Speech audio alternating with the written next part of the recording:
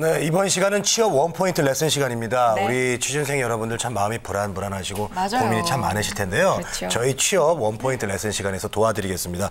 자, 이 기업이 정말 궁금해. 근데 자기소개서를 어떻게 써야 될까? 그리고 나한테 부족한 건 뭐지? 그리고 취업에 대한 모든 궁금증 네. 지금 이 시간에 여러분들 함께 해결해 보시면 좋을 것 같습니다. 네, 맞습니다. 취업 원포인트 레슨 구직자 여러분들을 진심으로 응원하는 멘토분과 네. 함께 하고 있죠. 자, 다음에 보면 취업 보객이 카페가 있습니다. 일명 취뽀라고 하는데요. 거기에 이희정 멘토님과 함께 하겠고요. 이지연 캐스터도 함께 하겠습니다. 두 분 어서 오세요. 어서 오십시오. 안녕하세요. 반갑습니다. 자, 고민이 많은 우리 취업준비생 여러분들 그 고민을 어디에다가 토로를 해야 될지 네. 모르셨다면 자, 여기로 모여주시기 바랍니다.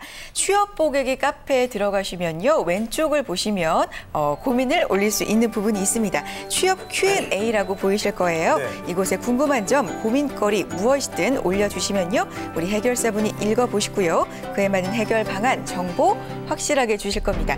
이왕에 올리실 거면 올리실 때 고민에 대해서 좀 더 구체적으로 상세하게 올려주시면 더욱더 해결 방안이 구체적으로 나갈 수 있을 것 같습니다. 네. 자, 오늘 올라온 고민들 알아보겠습니다. 어떤 것들 올라와 있을까요? 네, 150이면 취업 준비생들의 공간이죠. 다음에 이 취업 뽀개기 카페와 함께합니다. 저는 지금 현재 이 카페 안에 들어와 있는데요. 취업 원포인트 레슨 오늘은 어떤 고민이 올라왔는지 좀 살펴보겠습니다. 네. 오늘 제가 선택한 고민은요. 사실 지원을 할 때 이 직무가 가장 중요하잖아요. 자기의 적성에 맞는 직무 선택이 중요하기 때문에 오늘은 직무 선택에 대한 고민 내용 좀 살펴보겠습니다.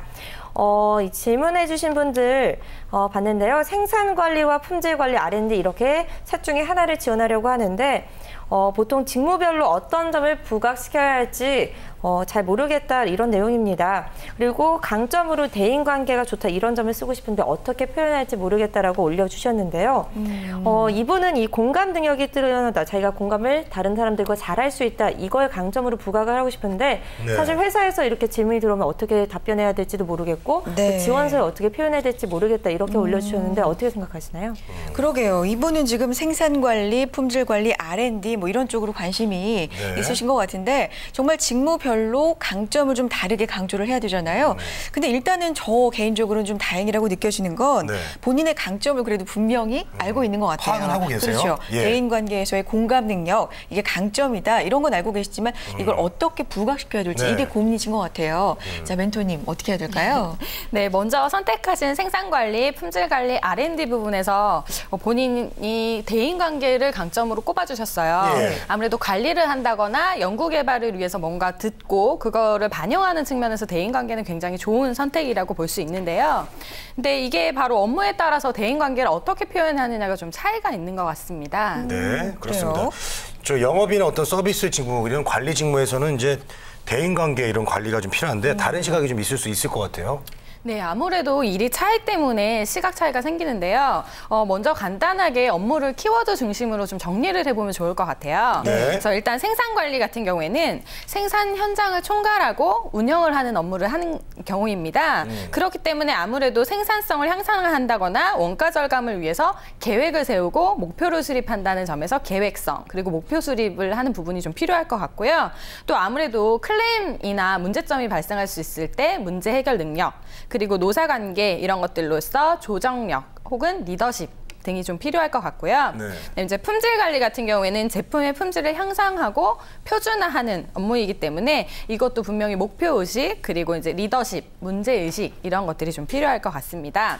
그리고 연구 개발 이 부분에서도 연구 개발은 고객이나 시장의 환경을 좀 이해해야 되고요. 그리고 네. 우수한 품질이나 차별화된 기술로 끊임없이 개선을 해야 되는 업무이기 때문에 이 부분도 마찬가지로 문제 의식 그리고 개선 의지도 필요하고요. 뭐 정보 수집력 이런 것들을 좀 필요한 특징을 가지고 있습니다.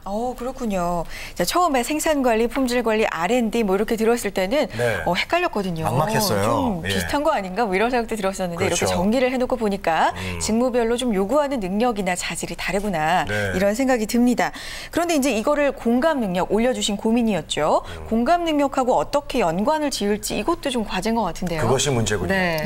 네, 아무래도 대인관계를 공감, 뭔가 대화를 나누고 자기가 이해 이해한다라는 걸 얘기하고 싶은데 네. 이 업무 특성상 서로의 관계, 친화력을 중요시하는 업무는 아니고요. 아무래도 이제 뭔가를 이끌어 나가거나 뭐 조정을 해야 되는 거, 협상력 이런 것들이 필요하기 때문에 예. 아무래도 공감의 리더십 아니면 뭐 공감을 바탕으로 조정과 협상을 한다라는 부분으로 이제 경험을 통해서 이런 사례가 있었다라는 걸 보여주면 충분히 좋은 강점이 될 수 있을 것 같습니다. 네. 그렇군요. 답변 들으니까 이제 대인 관계는 공감 이거 잘 선택하신 것 같습니다. 맞아요. 자, 다만요. 그 공감을 업무에서 활용 가능한 부분으로 이제 리더십 혹은 이제 협상, 조정 이런 쪽으로 이제 관계를 추천해 주셨는데 그 참고하셔서 잘 준비하시기 바라겠습니다. 네. 맞습니다. 대인 관계가 좋으면 사실 어디서든 좀 장점으로 발휘가 될 수 있잖아요. 네. 그렇기 때문에 이 점은 잘 참고를 하시고 하지만 좀 더 세부적으로 오늘 멘토님이 말씀해 주신 거 잘 정리해서 답변을 준비해 보시면 좋을 것 같습니다. 네. 또 다른 취업 준비생들의 궁금증 좀 살펴볼 텐데요. 이번에도 사실 역시나 직무 상담 관련 내용을 짚어봤는데 그런데 이번엔 좀 독특한 케이스입니다. 좀 살펴보도록 할 텐데 이분은 중국에서 중의학을 공부하고 졸업해서 들어오셨다고 하는데 그곳에서 의사고사를 좀 따려고 병원 인턴 몇 개월 근무를 하셨는데 좀 어려운 부분이 많아서 한국으로 돌아오신 케이스입니다. 네. 뭐 중국에 있으면서 뭐 의료봉사와 자원봉사 활동을 많이 했고 또 5년제 중의대 문안이 졸업을 하셨다고 하는데요. 네. 지금은 뭐 중국어와 영어와 같은 어학 점수를 따고 계시고 또 9월에 있을 국제의료관광 코디네이터 자격증을 따려고 공부를 하고 계신데 근데 좀 해보니까 별로 흥미가 없다 이렇게 말씀해 주셔서 너무 막막하다라는 내용인데 어떻게 보시나요?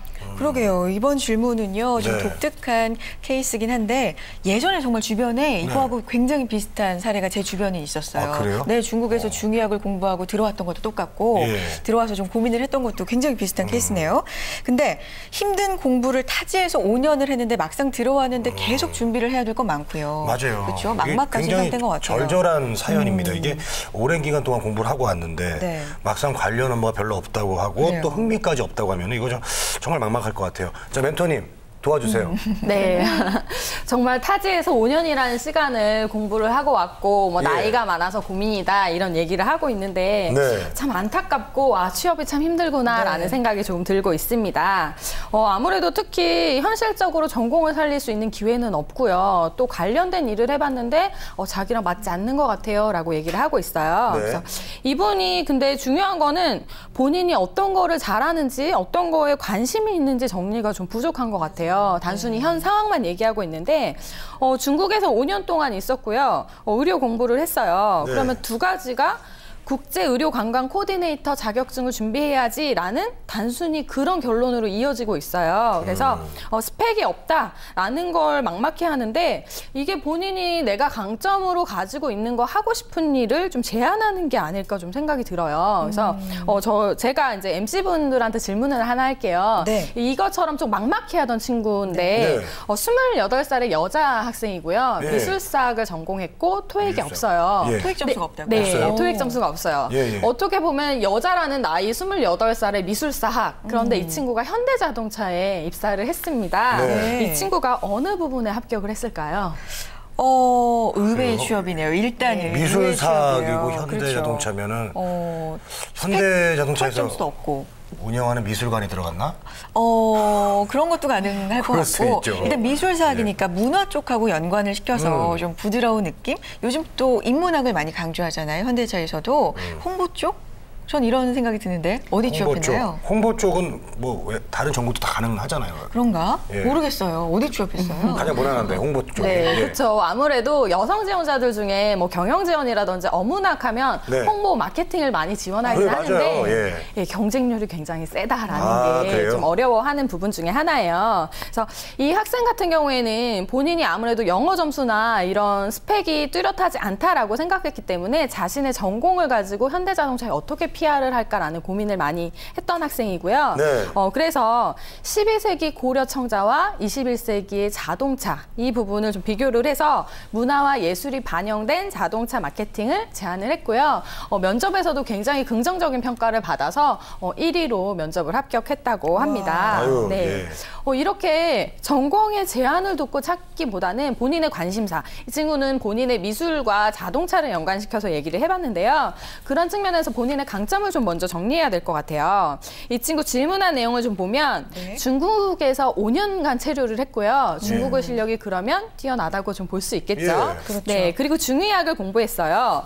그러면 첫 번째로는 우리나라 기업 중에 중국에 진출한 기업이 어디가 있을까? 그리고 그중에서 내가 관심 있는 사업이 뭐가 있을까라고 좀 볼 수 있고요. 두 번째로는 이제 의학 지식이나 중국어가 좀 장점이 될 수 있는 산업, 뭐 화장품이 있을 수도 있고요. 식품이 될 수도 있고 또 아니면 뭐 국제 학술 대회를 기획하는 것들 이렇게 내가 가지는 장점 중에 어떤 게 관심 분야에 연결할 수 있을지를 좀 보면 좋을 것 같아요. 그래서 네.